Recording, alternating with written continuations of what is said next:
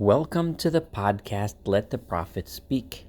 This is Saul Weinrib, the host for your podcast, and today we are going to study Micah 7a, the first portion of the 7th chapter of the prophet Micah, the Navi Micah Perek Zion, and we are going to be studying verses 1 through 13 today.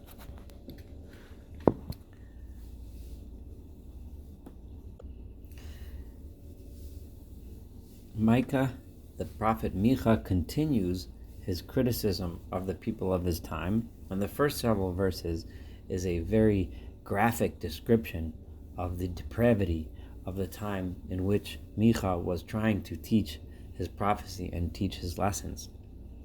So let's start with verse 1. Alilai, woe is to me, says Micah. Woe is to me. I am so alone in this generation. Ki hayisi ka'osve kayetz.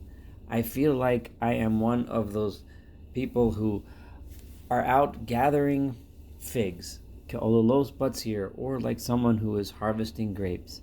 However, ein eshkol le'achol, I cannot even find a cluster of grapes to eat. Bikura ifsa nafshi. My heart desires to find a ripe fruit to pick, but I can't find any. In this same way, in our nation, avad chosid min haaretz, there are no longer any pious people in the land. I'm looking for someone, but I can't find them. V'yashar ba'adam ayin, there are no straight or honest people among the people today. Kulam lidamim ye'erovu, everyone is trying to take advantage of the other. They're trying to lay traps and ambushes in order to take advantage of others and commit crimes against others.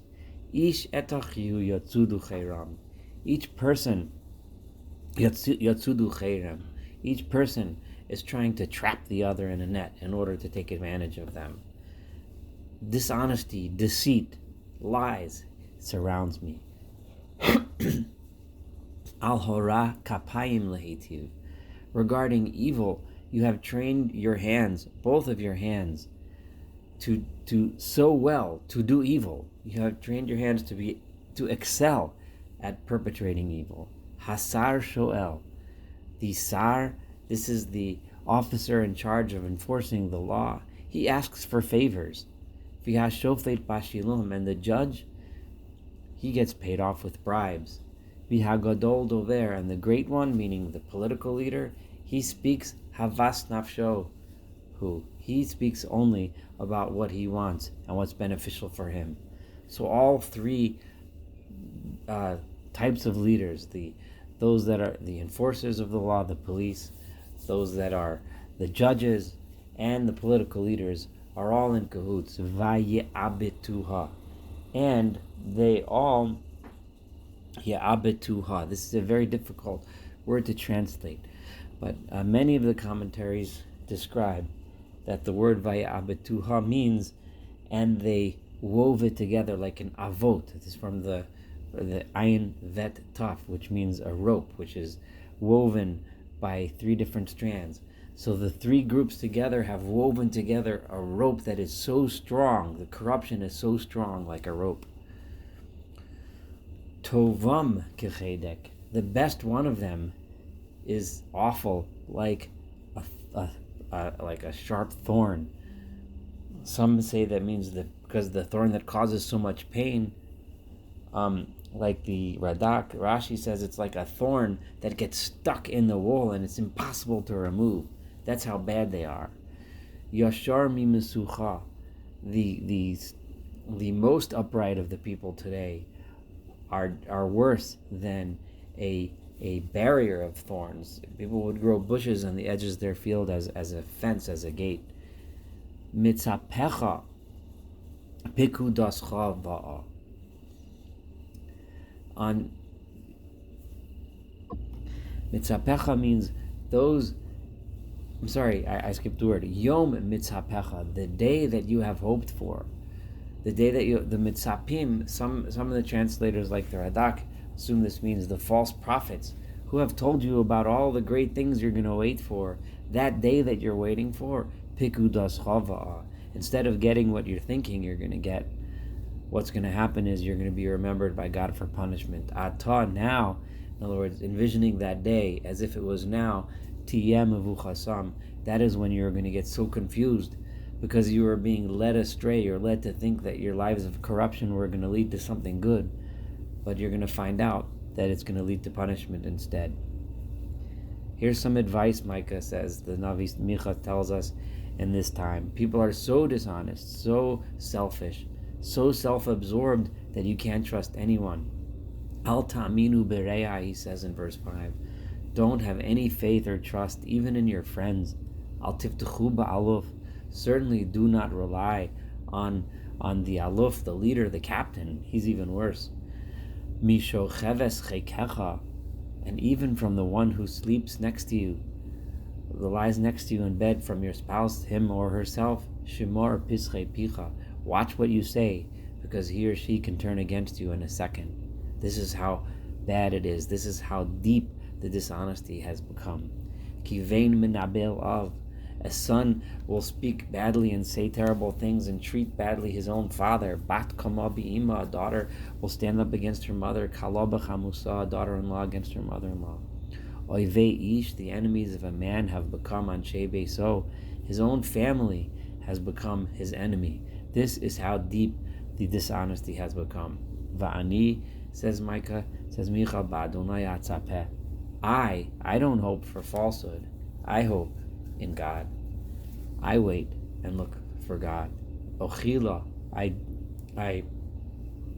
pine for, I yearn for Lelohei Yeshi, the God who is the one who saves me. Yishma'ini Elohai, my God will listen to me. He will hear my prayers. Al tismechi oyavtili. My enemies, he says, Micah says, don't be so happy over me. When you see me here with a downfall, when you see me in a bad time, that right now, during this corrupt time, it looks like I'm on the bottom. Don't be happy when you see that. Kina falti kamti, because just like I have fallen now, I will get up. I will arise. Ki eshev b'choshech, in the same way that now I sit in darkness and nobody's listening to my message, and it looks like I'm at the bottom. Adonai orli, God is light for me. He will be the light for me and take me out of this. Looking to verse 9. Za'af Adonai Esa. I have to carry the anger of God. Ki chatasilo.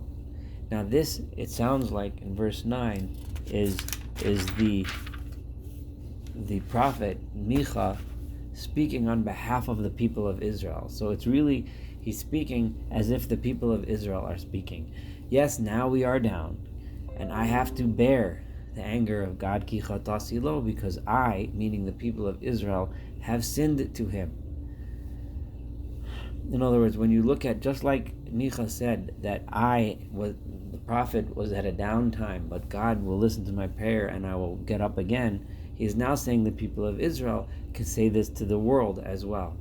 I am carrying this sin because I have sinned. I am carrying his anger and his punishment, which is why now I am down. Now I am in exile. Ad asher yoriv rivi. However, this will only be until God will fight my fight. Bi'asam mishpati, and he will do my justice. In other words, once my sin is expunged and once I come back to God, God will fight for me and bring me back. Yotzi eini la'or, and he will bring me into the light. Just like he said regarding himself, Hashem or li, God is my light. He will take me, meaning the Jewish people, into light. Ebet tzidkaso, and I will see his righteousness. I will be vindicated by God. V'teireh oyavti, and you, my enemy, will see. Utichasevusha, and you will be covered in shame. You, the one ha'omra Eli, who said to me, Ayo Adonai Elohayach, where is the Lord your God? Where is he? He's not protecting you now. You're under our thumb. You are under our rule. We have you now. Where is your God? Where did he go? But soon you will be the ones that are ashamed and embarrassed. Einai tir'ena ba. I will see her downfall. In other words, your downfall. Ata, now, meaning this is the vision in the future. Now, tiyelim yirmas ketit chutzos. You who are oppressing me now will become we become something that gets trampled, like the mud in the streets gets trampled in the wintertime. These next 3 verses are very challenging to translate, and who the subject and object of these statements are very difficult to interpret, and there's about as many interpretations as there are commentaries. I am going to read through these next 3 verses with 5 different possible approaches. 4 are from the classic commentaries, and the 5th one will be my own, which kind of blends some of them, but also is a little bit of my own approach. But here it says, Yom livnos giderayech, the day to build your fences. Yom hahu, that day, yirchak chok, will be far away. The chok will be far away. Now, what is this chok? I'm going to describe that in a second. And the question is, what does this mean, the day of building your fences? Who is your here? That is one question. I know that I'm leaving some things open. Hang in there and I will explain. I'm going to read the next 2 verses, and then I'm going to explain the 3 together in several different ways. Yom hu v'yadecha yavo. It will be a day, and it will come to you. Limini Ashur. They will come from Assyria, v'arei Matzar, and the fortified cities. Ulimini Matzar v'ad Nahar, and from all of the land of Egypt, all the way to the river, v'yam miyam, and from sea to sea, v'har ha'ar, and mountain to mountain. V'haisa ha'aretz lishmama al yoshvea, and the land will be destroyed or desolate of its settlers, mipri ma'alaleim, because of the actions of those of the people that, as a result of the actions of the people that live there. Again, I know this is hard to interpret, but I'm going to start giving you several different explanations. Each one is kind of different from the other, and each one has beautiful lessons in it. So first I'm going to explain it the way Rashi explains it. And the first question that you need to answer is, this day to build your fences. Who is that? Who is your? Rashi understands that, and who is speaking. So who is speaking, and who is the you here? So Rashi understands that this is going back on the prior verse where it said, those that say to me, where is the Lord your God? And therefore it's continuing, and it's saying, these are the enemies of Israel saying to Israel, Yom livnos giderayech, that day that you guys, that you people of Israel want to build your fences, in other words, reestablish your presence in Israel, and you want to build your fences around your fields and start building it up, Yom Ahu, that day, Yirchak Chok, is going to be very far away, and Chok meaning that time that you think that you're going to have a redemption is far, far away. In other words, so far away that you're never going to see it. These are the words of the other nations taunting the people of Israel. And then in verse 12, the prophet or the people of Israel answer back and say, no, Yom Hu, the day will be, v'yadecha yavo, and it will come to you. However, you, Babylon, you, the one who destroyed the land of Israel, limini Ashur v'arei Matzar, to you will come the people of Assyria and the people of the fortified cities, limini Matzar, and the Egyptians, v'adonahar, all the way to the river, v'yamahar, all of those nations are going to come and attack you, Babylon.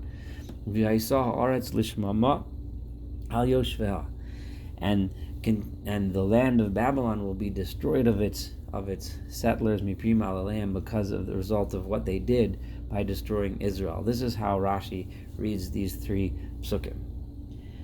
Next, I'm going to say how the Radak reads these three verses.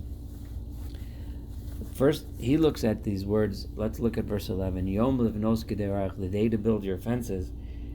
These are actually not the nation speaking to Israel, but rather these are the people of Israel speaking in the future day to the nations of the world and saying, we Israel we people of Israel are reestablishing Israel. You are gathering around. This is referring to the war to end all wars, the wars of Gog and Magog, where the nations will gather around the Jewish people settled in Israel to destroy them.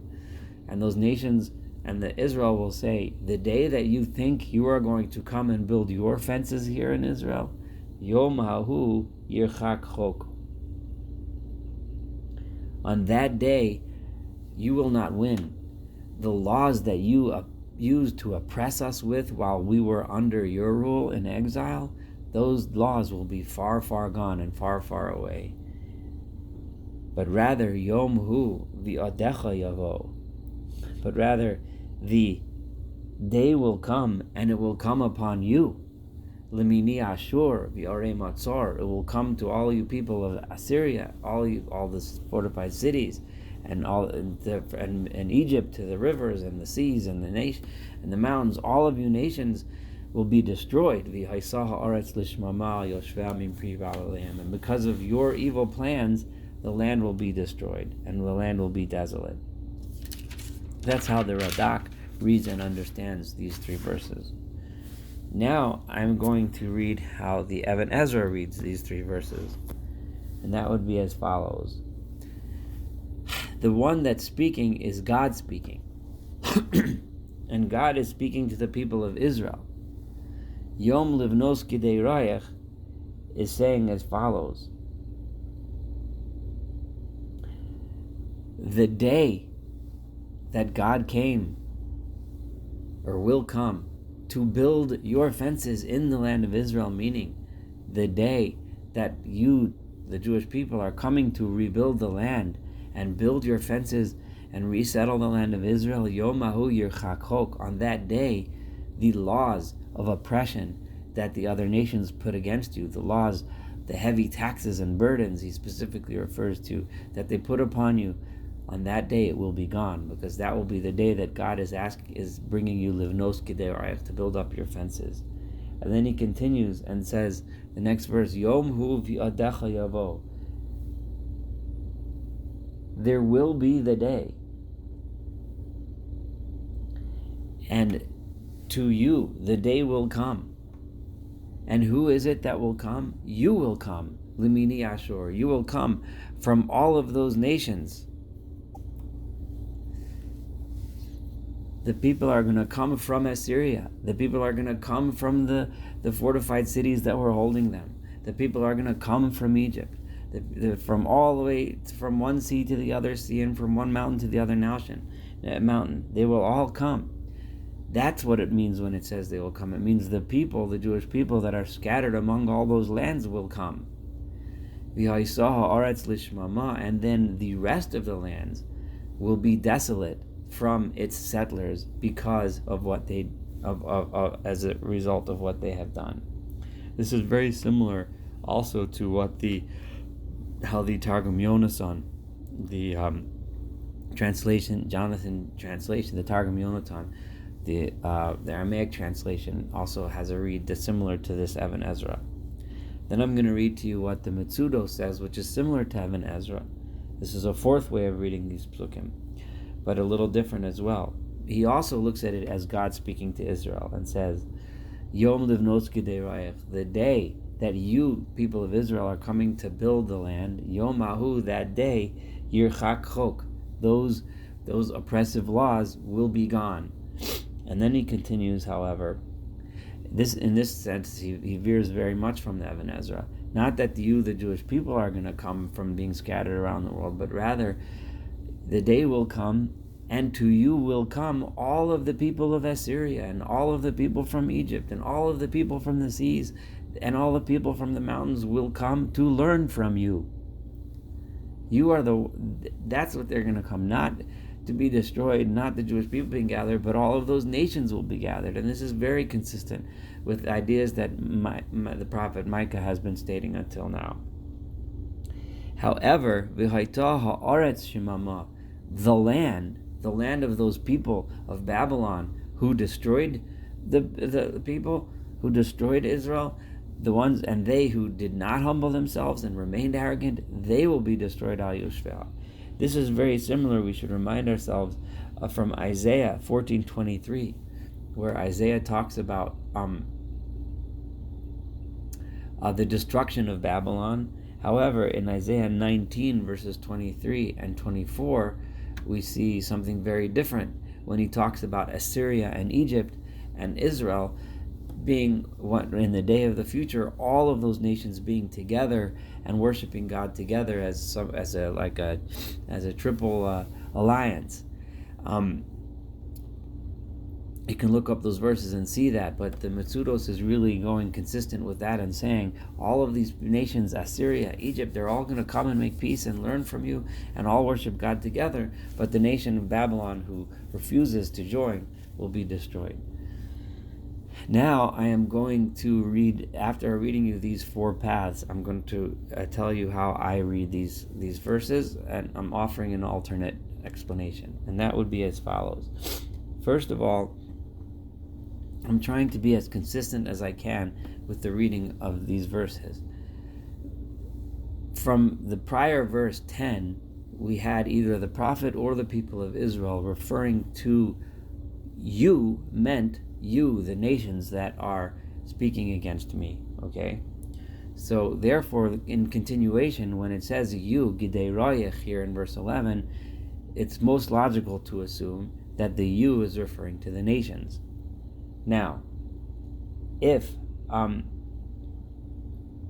so basically it is, and before the speaker in verse 10, the speaker was either Israel or the prophet speaking on behalf of Israel to her tormentors. So therefore the speaker here is the prophet or Israel. It should be consistent. There is no end of Parsha, there is no chapter designation between verse 10 and verse 11. It's a continuation one to the other. So therefore, Yom Livnos Gidei Royech, the day that you've come to build your fences, is the people of Israel talking to it's her tormentors, the other nations. So Yom Livnos Gidei Royech then must mean the day that you are coming to build your fences in Israel. Yom Ahu, that day, Yirchak Chok, is very far, far away. Now, Yirchak Chok here, I believe, even though I saw, we mentioned that Even Ezra and the Metzudos assume that Chok is referring to the oppressive laws that were leveled against Israel by the nations, it would be kind of odd to throw that in, as that has never been mentioned here. I think this is another play on words that Micah has done similar things before. It's like Yirchak Chak. He's saying it's far, far, far away. That's all it means. Yirchak Chok, the second word Chok, does not mean the laws or anything like that. The Chok usually means. It's a play on words. It's a way of saying that the day you nations think you're going to come and build your fences here and settle our land of Israel, that day is far, far away. Yirchak Chok, very far away. And then he continues and says, Yom Hu.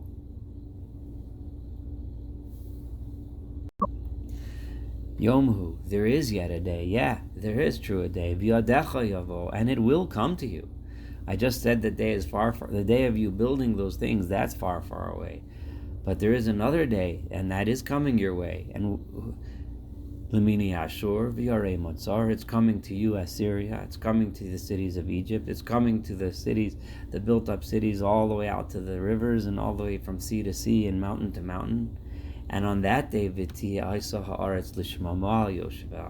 land is going to be destroyed from all of its settlers, miprima the land, because of all of the bad things that you guys have done and the bad things that you continue to do. And this would be consistent with, I think this reads the easiest, it flows the easiest, and it's consistent with the message of Micah that those who continue to torment and continue to oppress will ultimately not prevail. Thank you for studying the first portion of chapter 7. Looking forward to completing Micah when we do Micah 7b together.